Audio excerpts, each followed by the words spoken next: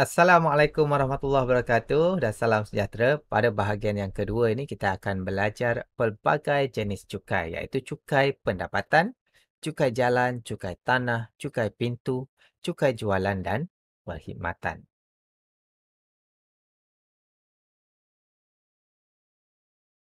Okey, yang pertama kita pergi kepada cukai pendapatan.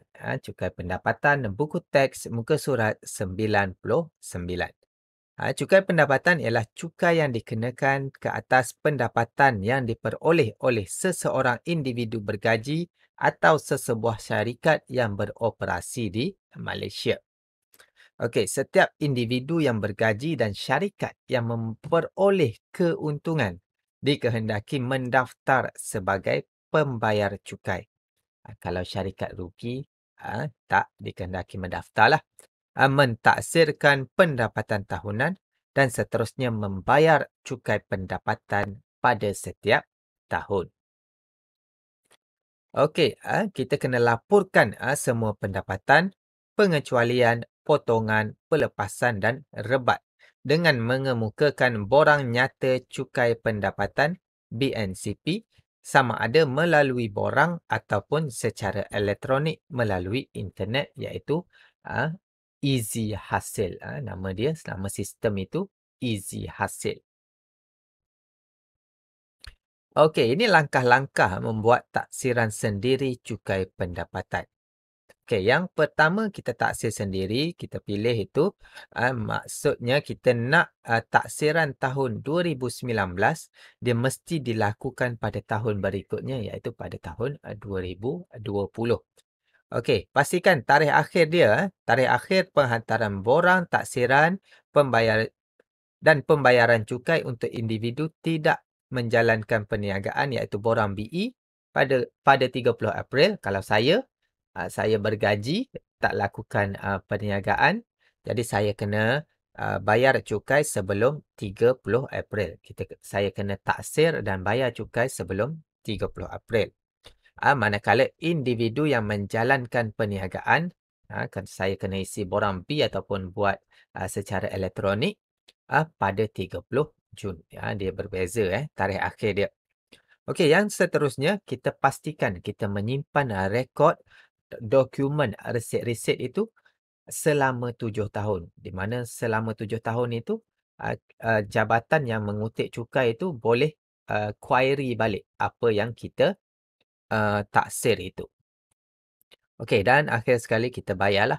Pembayaran cukai boleh dibuat secara sekaligus kepada lembaga hasil dalam negeri. Di mana yang mengutik cukai ini adalah cukai pendapatan. Lembaga hasil dalam negeri ataupun melalui potongan cukai bulanan PCB.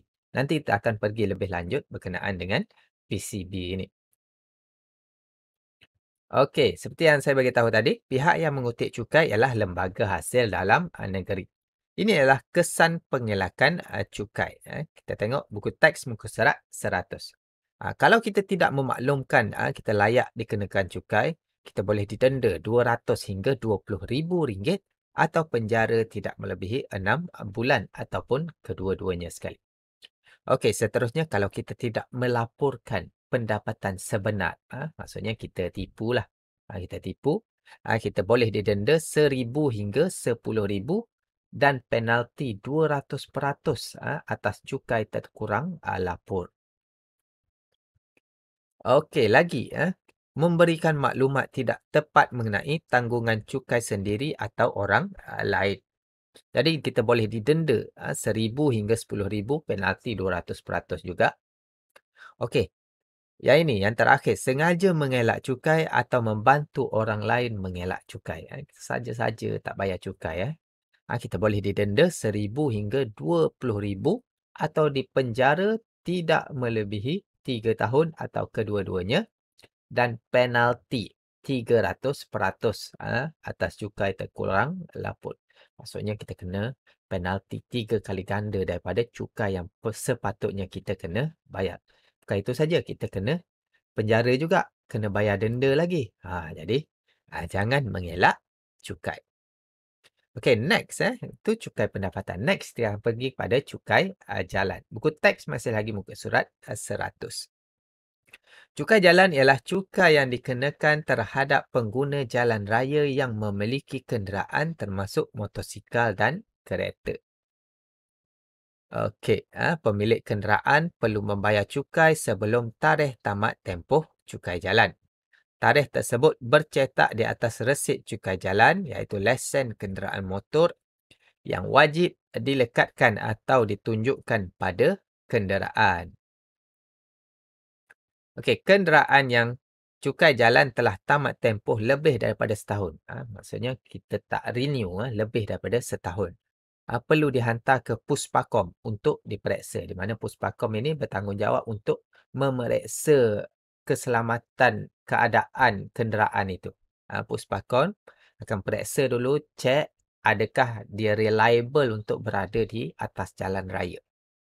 Okey, laporan pemeriksaan Puspakom dan bayaran cukai perlu dihantar ke Jabatan Pengangkutan Jalan JPJ untuk mengaktif balik cukai jalan.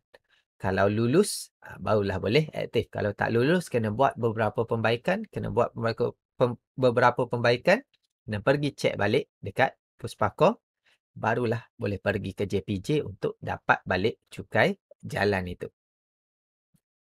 Okey, sekiranya cukai jalan tidak dibayar, kenderaan itu tidak dibenarkan untuk berada di atas jalan raya. Contohnya kalau tak ada road tax, sebenarnya tak boleh berada di jalan raya. Okey, pihak yang mengutip cukai, Jabatan Pengangkutan Jalan ataupun specialnya dikenali sebagai JPJ. Okey, kesan pengelakan cukai, kalau kita tak bayar cukai jalan ini, okey, kita boleh didenda tidak melebihi RM2,000. Cukai jalan itu murah saja. Kalau kita tak bayar cukai jalan itu, kita boleh didenda sehingga RM2,000. Lagi mahal, berganda-ganda. Jadi, bayarlah cukai jalan itu supaya jalan-jalan itu boleh diperbaiki, lopak-lopak itu semuanya. Okey. Okey, itu cukai jalan. Kita pergi kepada cukai pintu. Cukai pintu. Apakah cukai pintu ini? Buku teks muka surat 101. Cukai pintu ialah cukai yang dikenakan kepada semua pegangan atau harta tanah, rumah kediaman, perindustrian, bangunan komersial dan tanah kosong. Walaupun tanah kosong itu tak ada pintu, contohnya pintu rumah, dia tetap dikenakan cukai pintu. Apa tujuan dia? Untuk membiayai kos penyelenggaraan bandar ataupun kawasan itu seperti angkut sampah, bersih longkang, potong rumput dan sebagainya. Jadi cukai pintu ini perlu dibayar. Cukai ini juga dikenali sebagai cukai taksiran. Okey, pihak yang mengutip cukai iaitu pihak berkuasa tempatan, iaitu Majlis Perbandaran ataupun Majlis Daerah, di mana digunakanlah untuk menyelenggara kutip sampah, bagi tong sampah dan sebagainya. Okey, kesan pengelakan cukai pintu. Kalau tidak dijelaskan dalam tempoh yang ditetapkan, notis akan dikeluarkan. Masih gagal dalam tempoh 15 hari, waran tahanan dalam borang F akan dikeluarkan dan harta mudah alih boleh disita. Okey, harta mudah alih ni contohnya sofa, TV, kereta, motosikal itu kita boleh sita berdasarkan Akta Kerajaan Tempatan 1976 iaitu Akta 171, Seksyen 147 dan 148. Jadi dia ada akta perundangan dia, barang-barang itu boleh disita. Okey, next kita pergi pada cukai tanah. Okay, kita tengok cukai tanah. Cukai yang dikenakan terhadap pemilih tanah pertanian, tanah perusahaan dan tanah bangunan. Maksudnya, ada tanah itu kita kena cukai tanah. Okey, cukai ini ditafsirkan sebagai sewa di bawah Seksyen 5 Kanun Tanah Negara 1965. Cukai petak merupakan cukai yang dikenakan kepada hak milik strata iaitu pansapuri dan kondominium. Sebab apa? Cukai petak ini menggantikan cukai tanah. Sebab kalau Rumah tinggi, kondominium ataupun pansapuri, dia mana ada tanah. Dia lagi tinggi, dia bertingkat-tingkat. Jadi kita namakan dia sebagai cukai petak, iaitu menggantikan cukai tanah. Okey, pihak yang mengutip cukai iaitu pihak berkuasa negeri, iaitu pejabat tanah dan galian. Okey, cukai tanah ini berbeza dengan cukai pintu. Contohnya tanah, contohnya kita ada tanah di suatu kawasan, contohnya di Gombak. Situ sebagai sewa tanah itu berada di daerah Gombak kepada pihak berkuasa negeri yang menguruskan pejabat tanah galian. Kalau cukai pintu sebelum ini, dia digunakan untuk penyelenggaraan. Kalau cukai tanah ini, dalam bahasa mudah sebagai sewa tanah kita berada di kawasan itu kepada kerajaan negeri lah, pihak berkuasa negeri. Jadi itu cukai tanah. Jangan confuse dengan cukai pintu. Okey, kesan pengelakan cukai kalau tak bayar tempoh ditetapkan, borang tuntutan akan dikeluarkan. Kalau masih lagi gagal, tanah boleh dirampas atau dilucut hak. Jadi, bayarlah cukai tanah itu supaya tanah itu tak boleh dirampas. Ia mengikut Perundangan Kanun Tanah Negara 1965, Seksyen 100. Okey, next ialah cukai jualan dan perkhidmatan.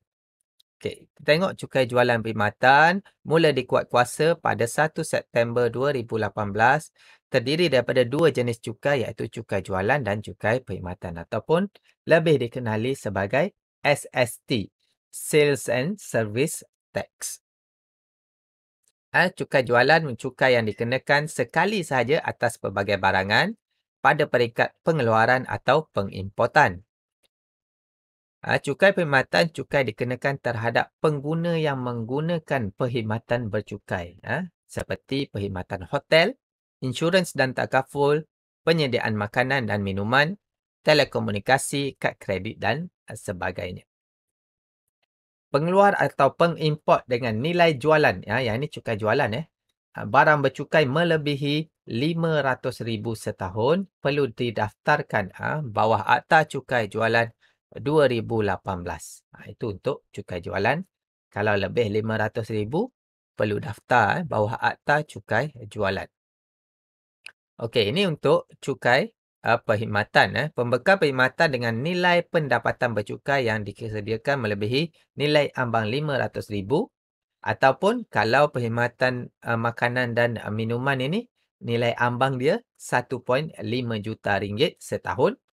Kita perlu daftarkan di bawah Akta Cukai Perkhidmatan 2018. Ini semua ada dalam buku teks awak. Okey, pengutipan cukai adalah tanggungjawab pembekal perkhidmatan bagi pihak kerajaan. Cukai perkhidmatan perlu dikutip daripada pelanggan, iaitu penerima perkhidmatan.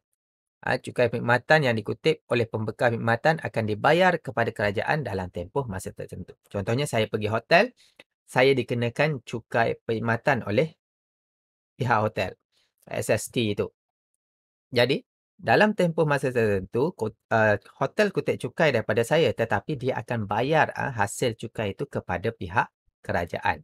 Jadi, pihak penyedia perkhidmatan ini sebagai orang tengah, sebagai orang tengah untuk mengutip cukai bagi pihak kerajaan. Okey, cukai jualan dan perkhidmatan tidak dikenakan di wilayah bebas cukai antaranya Pulau Langkawi dan juga Pengkalan Kubur Kelantan. Okey, pihak yang mengutip cukai jualan perkhidmatan ini ialah Jabatan Kastam Diraja Malaysia. Okey, kesan pengelakan cukai sengaja dia ada kesalahan pertama dan kesalahan kedua. Jadi awak boleh baca dalam buku teks. Okey, seterusnya kalau tidak dapat ditentukan amaun cukai itu, boleh didenda sehingga RM500,000 ataupun penjara 7 tahun atau kedua-duanya. Okey, dalam pihak yang membantu dalam penyediaan cukai yang kurang benar. Kalau ada yang bantu tapi dia buat tak tepat. Kalau dia buat tak tepat, ini hukuman dia. Ini hukuman dia. Dan ini tertakluk kepada perubahan dari semasa ke semasa. Jadi awak boleh tengok ini sumber-sumber ini di dalam buku teks awak. Okey, saya rasa itu sahaja jenis-jenis cukai yang perlu awak tahu, iaitu ada 5 jenis bagi tingkatan 5 ini. Jadi awak tengok dalam buku teks awak untuk penerangan lebih lanjut. Sekian dahulu daripada saya. Jika video ini bermanfaat, jangan lupa like, subscribe dan share kepada rakan-rakan yang lain. Terima kasih. Wassalam. Bye-bye.